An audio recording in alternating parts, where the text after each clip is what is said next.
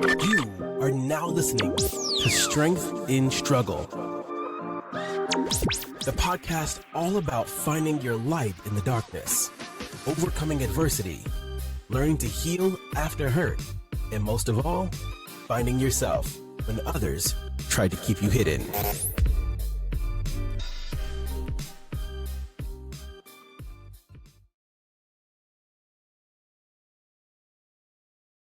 Welcome to Strength and Struggle, where we rise, remind you of your power, ignite your ambition, speak life into one another, and express love unapologetically. This is the space where resilience meets real talk, and together we will explore the strength found in every struggle. Get ready to be inspired, uplifted, empowered to rise above. Speaking in strength, I am the one and only Miss Cara, and I'd like to welcome you to episode 101. Do you need a Band-Aid, sis? So how y'all doing out there today? I hope everybody is great. Like I just said, my name is Cara. Most people know me as Cara, but my actual name is Shakara. I am a mom of 4 and a wife to the great Donnie Johnson. And just a little bit about me. I began this podcast because I did a self-published book on Amazon. And the name of my book was I Have a Story to Tell. And it was surrounding so many different things that I've been through with my military experience, with my experience as a mom, with my experience as a woman, experience as a sister, just my experience overall, especially my experience in the military. So when I started to write my book and I published it, I began taking everything out before I published it. I started taking everything out because I didn't want to hurt people's feelings. And I didn't want to embarrass people, if that made sense. And the whole time I was thinking, it's okay for me to sit here and think about somebody else's feelings, but half the people who put me in the position that I'm in never thought about my feelings. How was that fair? How does that make sense? So by the time it was all said and done, my book was extremely thin because I had taken away from my story. Because once again, I was too busy worried about somebody else's baggage and somebody else's bull crap affecting me. Well, the more I got to talking to people, the more I continued moving on and moving through life and speaking to young children, speaking to adults that are my age or even younger, and even sometimes just speaking to passerbyers, if that makes sense. They always say, you know what, girl, you got a lot to talk about. And it was never meant in a negative way. It was always in a sense of your testimony is amazing. And so I said, you know what? I need to find another way to speak to people because we all have those friendships where we can feel safe and comfortable in talking, or even those relationships where we are safe and we can speak and be ourselves authentically and unapologetically. And some of us don't have that safe space. And then, unfortunately, in today's society, and even from generational curses, people don't like to go to therapy. For some odd reason, that word therapy means that something is wrong with you, and it's not. So before we get into a lot of everything within strength and struggle, I do want to put the disclaimer out there that I am not a licensed therapist. I am not a clinician. I am not anything of the sort. My background is in sociology for my undergrad and educational leadership for my master's. Outside of that, I have leadership experience with my 21 plus years in the military. So I am speaking from experience and I am speaking from the heart. I am not speaking from a professional standpoint of I am able to diagnose anyone. So I need to get that disclaimer out there. Okay. So as I went on, I decided, you know what, Shakara, it's time to do something different, something where you can speak to people and people can speak to you so we can have that dialogue and converse, right? And then I thought about it. What do you name the podcast of? So many different names out there. There's so many different things. What speaks to people, but what also said, Shakara, this is you. And I thought about it. I've been through hell and back, hell and back. Let me hold on a minute. Let me go ahead and I gotta go ahead and put somebody up out of my room. That was easy. Okay. So yeah. So yeah, I don't do the hate and I don't do the negativity. No. You'll just there's the door. The door. Find it. So anyway, I thought about all of the things I've overcome and I said, I'm not weak though. So that's when I thought about it and I said, through all of my struggles, I found every bit of strength that I had. And ladies and gentlemen, here you have strength and struggle. So I am from Detroit, Michigan, born and raised. Yes, that's me. I am a proud Detroiter. I grew up on the east side of Detroit on Lee May and Shoemaker.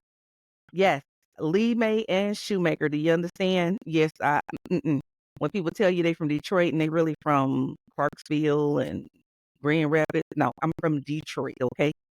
I graduated from Southeastern High School. I went to Hutchinson Elementary School, and I went to University Public School across the street from Cass Tech Middle School.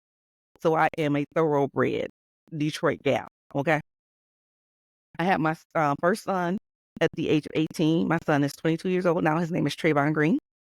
I have a 19-year-old son, Vincent. I have an 18-year-old daughter, Nakia, and I have a 13-year-old daughter, Kayla.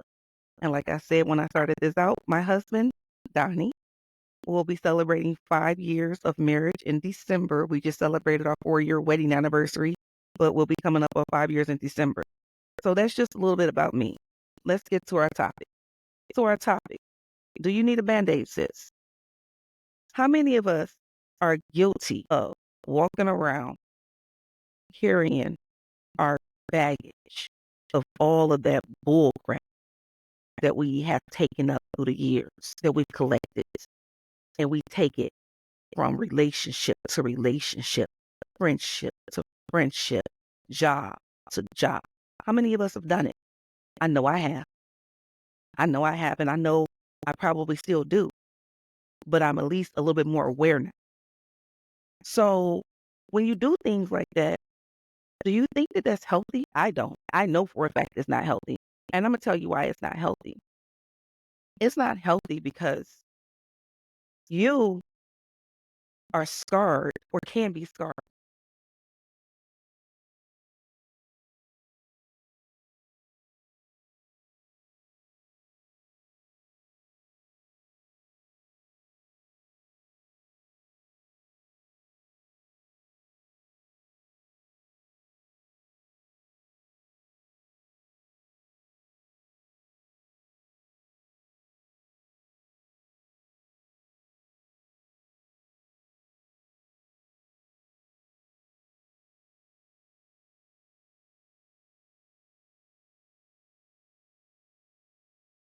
In people constantly.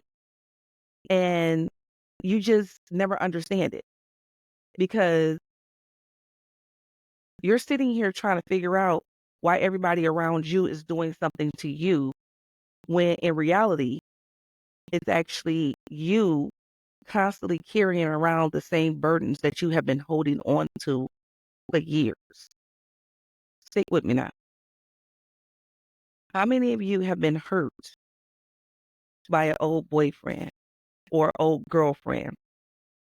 And instead of dealing with that relationship, you jumped into the next relationship. I mean, hold on a second. Hold on. 'Cause Just got disconnected somehow. I need to fix this. Hold on. Sorry, sorry, sorry.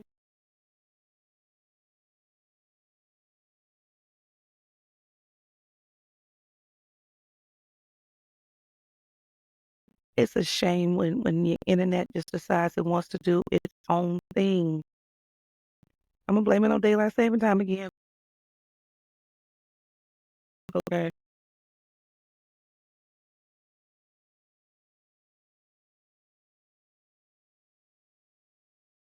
All right.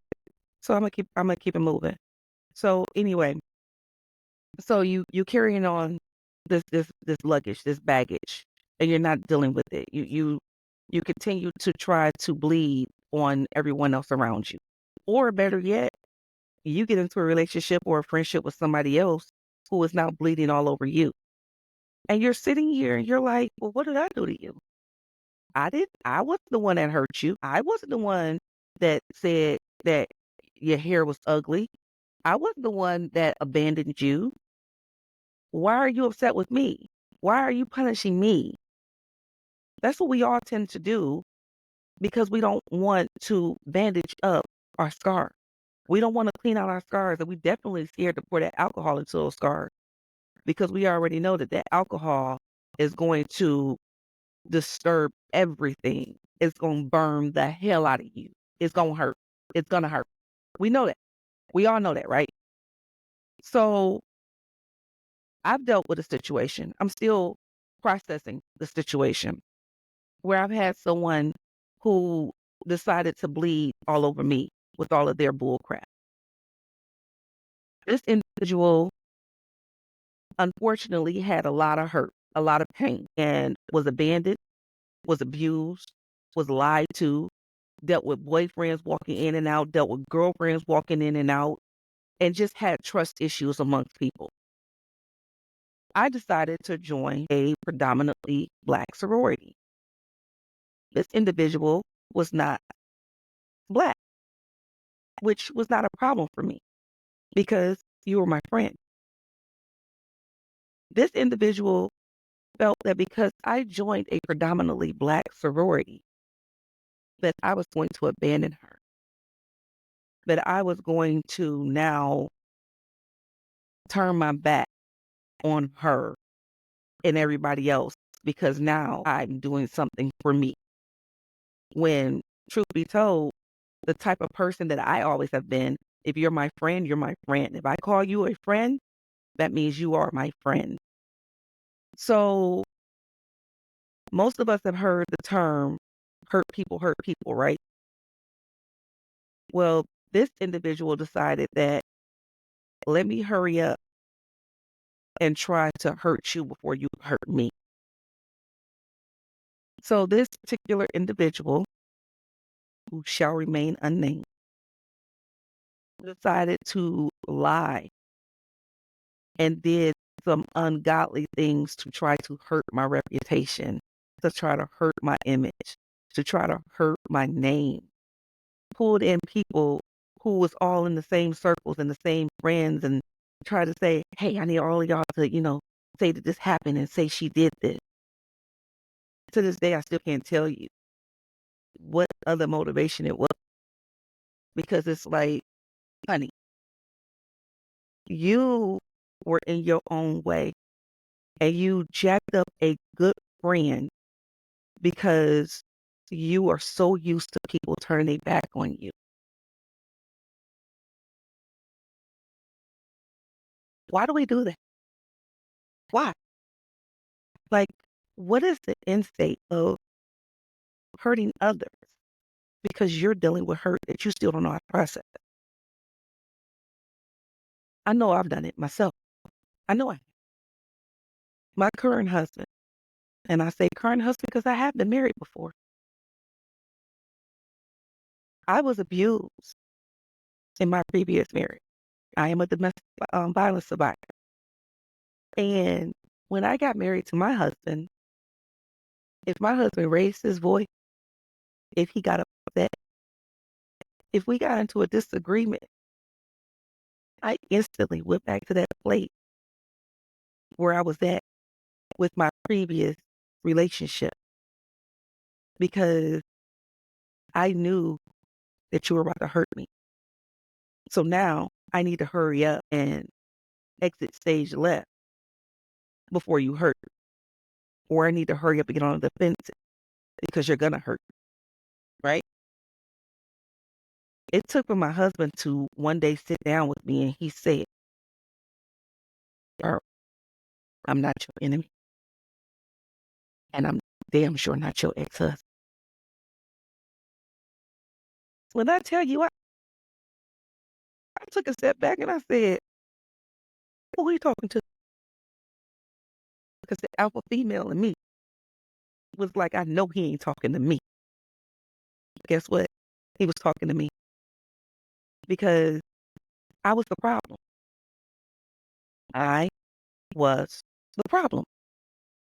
I allowed my hurts from previous situations to come into my marriage with me. My husband was a good man. He still is a good man. He's always been a good man. But I was waiting. It was like I was sitting there and I was waiting for the other shoe to drop because I just knew he was going to be like everybody else. And it wasn't because of him and his actions. Nope. It was because I was bleeding all over my marriage and my the scars that came from my previous relationships and my previous situationship was causing me to bleed all over a good man. And sometimes you'll end up losing that good man or that good woman because they don't tell you, I'm not dealing with this. I'm not about to keep sitting here defending myself and fighting with you to try to prove to you that I'm a better person. If you want to keep being like this, then go on. There's the door. Some people have experienced that. But fortunately for me, I didn't have to experience that because he stuck by me. Not only did he stick by me, he taught me that I was doing wrong and that I was seeing him in a different light and I wasn't seeing him. I was seeing my problems. I was seeing my hurt. I was seeing my mistake. Okay? So when I finally started to get through it and understand the mistakes and the problems that I was dealing with and having those conversations with my husband, it made me out to be a better person. It did. And that's when I started to understand I had to clean up my scars. I had to go to therapy. I had to let down my guard, pick up the Band-Aid, pick up the alcohol, get the God, and start to heal. Because if I didn't heal and if I didn't stop the bleeding, I would have died in that relationship. And that's something that all of us are guilty of. Some point in time, you have bled all over some type of situation or some relationship or friendship because you did not know how to deal with it. That is just literally the bottom line. So how do we fix that, Shakar? I know. How do we fix that? We fix that by looking in the mirror and understanding what our faults are, not jumping from one situation to the next situation without understanding ourselves. Clean up your own mess first. And I'm speaking from experience. I promise you I'm speaking from experience. Because you have friendships out here where I've dealt with the one friend that wanted to hurt and she wanted something to be wrong so bad that she caused little fires to make something wrong. She did it. And ultimately, something went wrong. And I was too busy trying to hurry up and replace that friend because I felt lost and I wanted to replace that friendship. I felt like I needed to replace that friendship. I didn't go through, the grief of losing that friend that I lost. I wanted to replace that friend. And I just jumped into the next situation. And guess what? It was the same type of situation because I didn't take a step back and I didn't evaluate and reassess myself. And when you do things like that, you end up in the same type of situationship, the same type of relationship, the same type of friendship, and you still bleeding. Now you need a freaking tourniquet because you just bleeding all over the place. I'm surprised you're still standing on two legs, to be honest with you. So that was me. I wanted to replace my friends so bad. I used to be in this organization and I had this girlfriend. We hung out tough. Do you understand me? Tough. Talked every single day. We were embedded in each other's lives. She knew my kids. I knew her kids. We went on road trips together. We did it all. Okay? I knew her secret. She knew mine. I knew where the bodies was buried. She knew where mine was buried. I knew what kind of skeletons she had. She knew what kind of skeletons I had. We were thick as thieves. But for some reason, a whole lot of rumors kept being spread about me. A lot of people kept saying the most craziest things about me. And I was trying to figure out why. Why do people keep saying these things about me?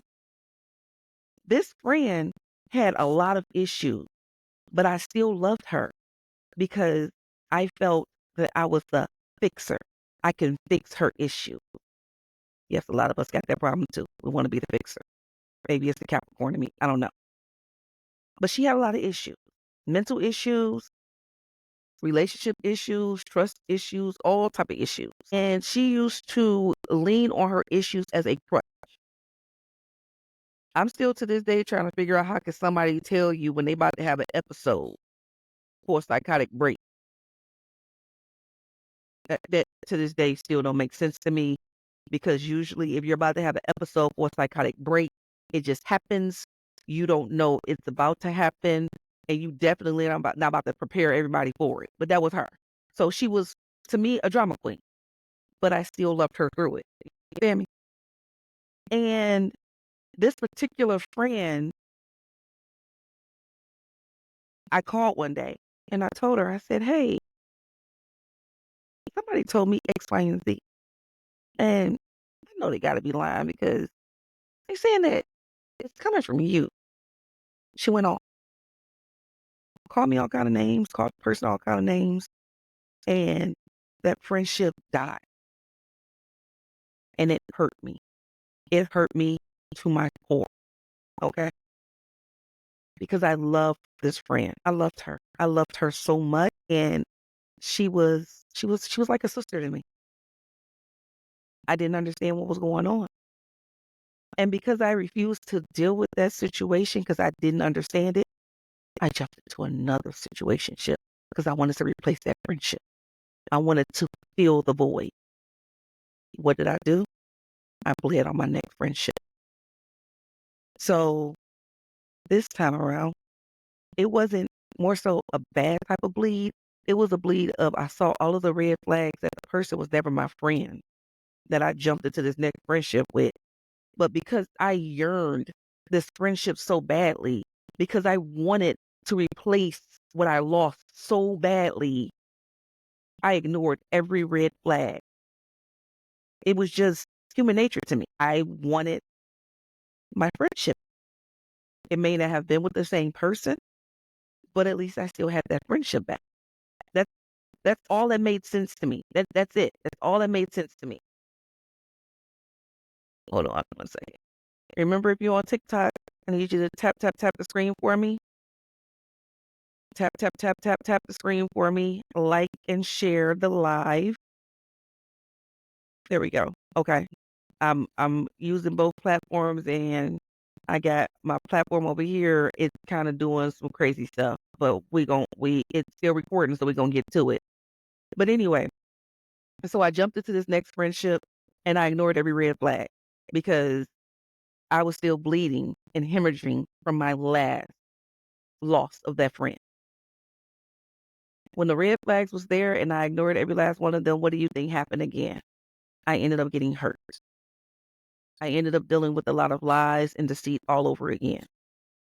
And it was just a continuous pattern until I finally took a step back and said, "Girl, wake the hell up. What is wrong with you? These people not your friend. They don't want to be your friend. Stop looking for somebody to be your friend. Be your own friend. Clean up your scars, clean up your mess. Time to get it together." That's what I did. That's exactly what I did.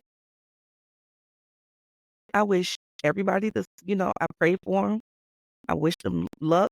I wish them the best. I think that the day that I finally officially stopped the bleeding was when I decided to delete their numbers out my phone because it used to still come up and you get your memories. And to me, that's still holding on to something. It's like you still hoping that fix itself and figure itself out in the long run, but it didn't. It didn't. So I had to delete it and I had to move on from that. But why is it that we do that? Why do we do that? Why are we always trying to fix something that's broken? Why do you carry the hate in your heart to the next person? Because you can't face something, you can't deal with something, you can't accept something for what it is. Why? Why do we do that? And I say we because I'm not going to sit here and say you because I've done it all. I still have my flaws. But at 40 years old, I can honestly say I've done it all and probably some. So why do we do that? Why do we carry resentment and hate in our heart and carry it on to our next relationship, our next friendship? And most of all, we carry it to our children. See, nobody thought about that part. Nobody thought about that part.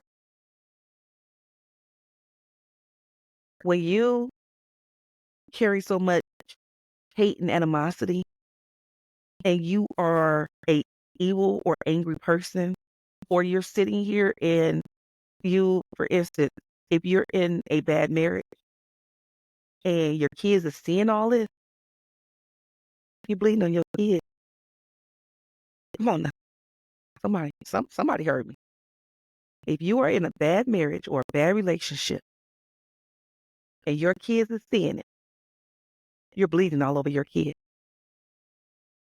Your kids now feel that it's okay for you to be cheated on because mama got cheated on. Well, daddy got cheated on. Your kids feel that it's okay for somebody to put their hands on you. Well, I saw my mom get hit. I saw my dad get hit.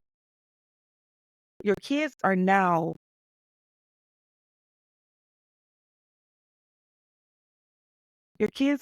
trying to make it all make sense. And it's becoming the norm to them. It's becoming the norm. Use my language, your bullshit become their shit. You understand me? The bullshit you deal with and the bullshit that you put in your kids' lives is what they end up turning into and end up feeling like they have to deal with because they saw mama and daddy do it.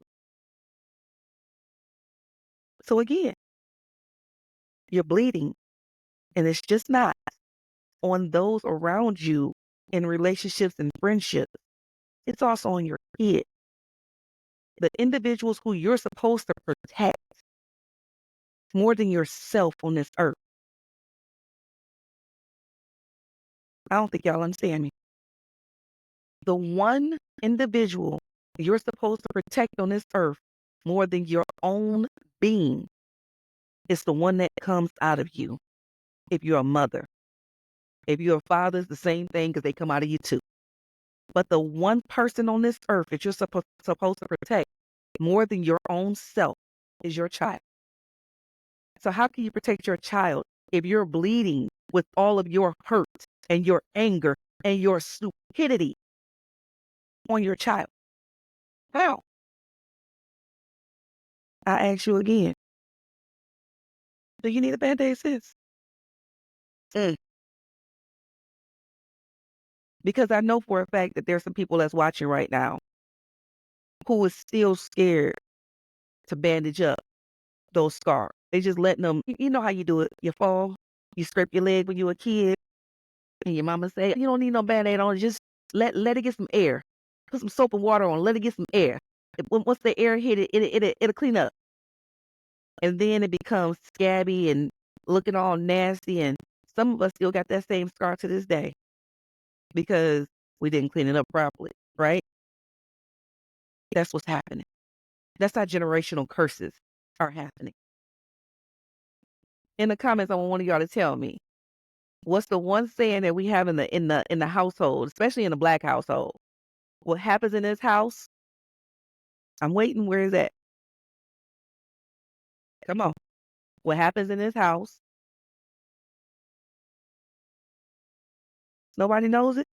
All right, I help y'all. What happens in this house stays in this house. That is the biggest, biggest way that most of us have bled on other people. We deal with our traumas in silence. We deal with our jealousies. We deal with our anger. We deal with so much that we just don't want to actually process it. It's just not what we want to do. So when you sit here and you have those feelings that's being built up and then they start to overflow, now you don't want to hear looking crazy. Now you don't want to hear looking foolish, right? One thing I will never understand when it comes to people is that if you are not somebody's friend, if you don't mess with somebody, if you don't fool with somebody, why do you continue to be around that somebody?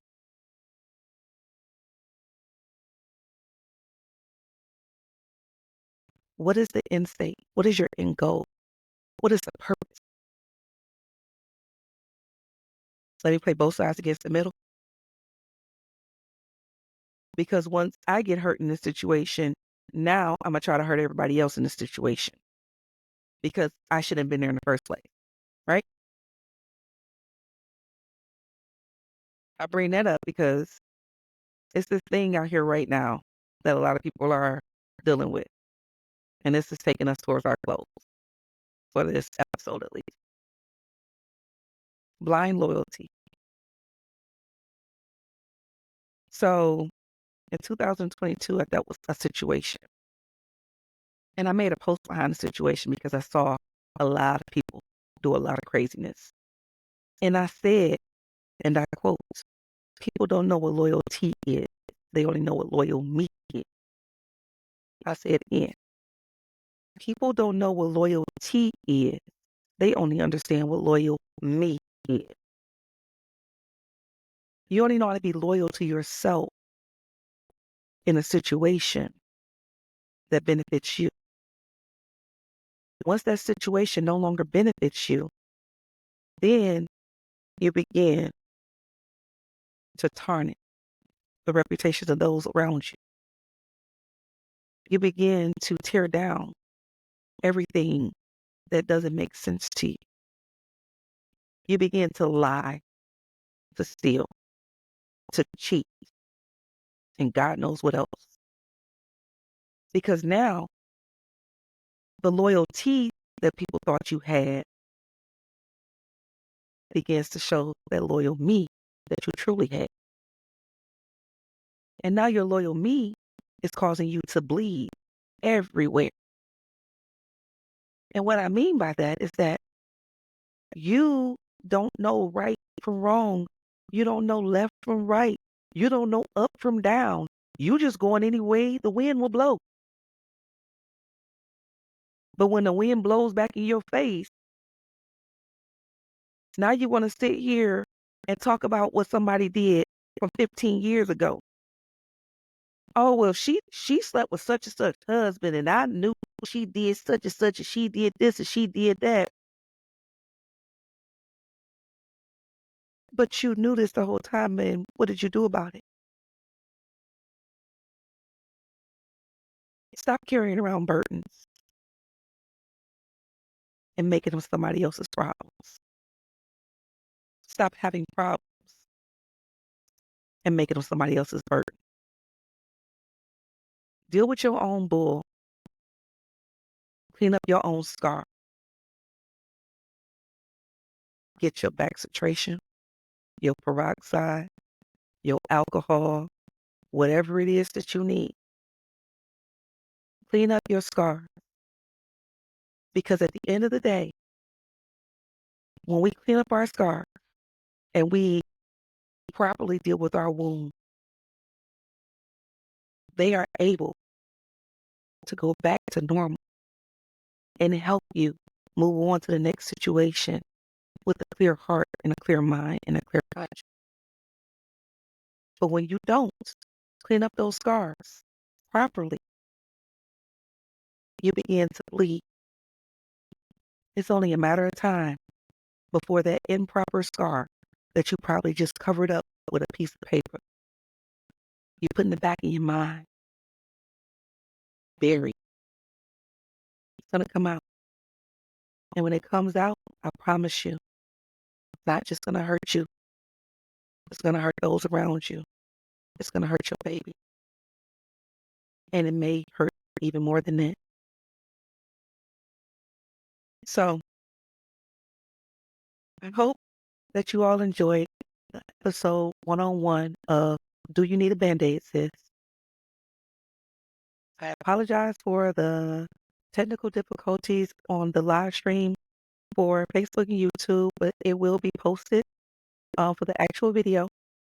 Thank you to those that were on my other platform for the likes and the shares and the comments. I cannot wait to see where we go with this. I will be reaching out to some people for some interviews because I do want to have some open dialogue.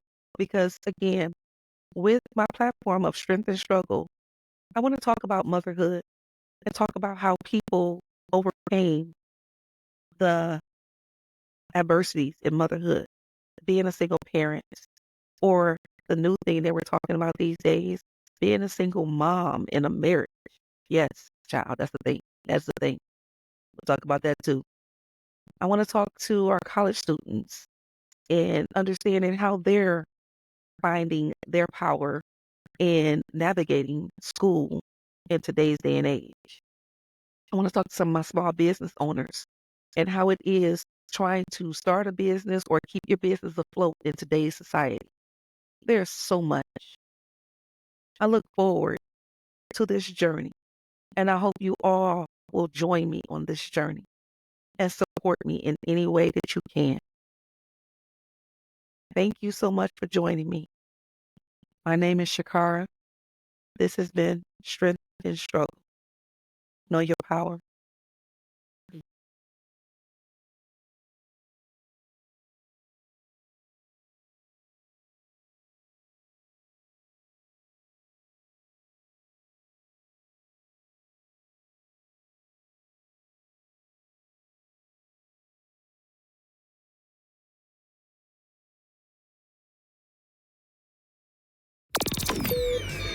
Thanks for checking out this episode of Strength and Struggle.